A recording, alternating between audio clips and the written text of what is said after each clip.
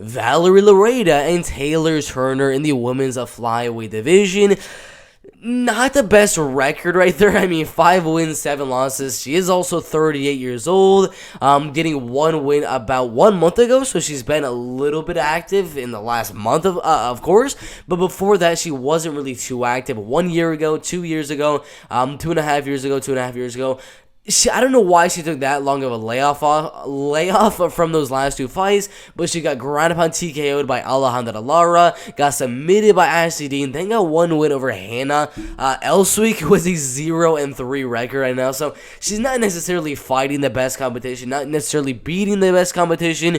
I mean, every single fighter she has fought and beaten has a losing record. I think Heather Hardy might not. Yeah, she has a 22-2 boxing record, but her MMA record is right now 2-2.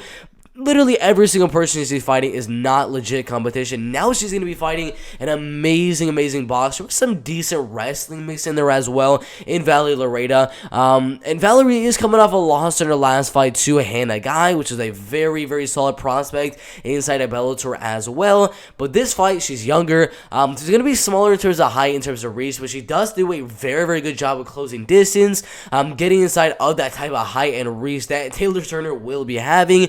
So she's going to close that distance, get in the inside of Taylor, laying some really solid boxing combinations, maybe mixing a takedown or two as well. But in the wrestling, I think Valerie has the advantage. In the boxing, I believe Valerie Loureda does have the advantage. The only way I really see Taylor Turner winning this fight is probably going to be like some crazy head kick KO. She's a very tall, very lengthy girl, so she can definitely land that head kick as well. She also does have a couple of submission wins on her record.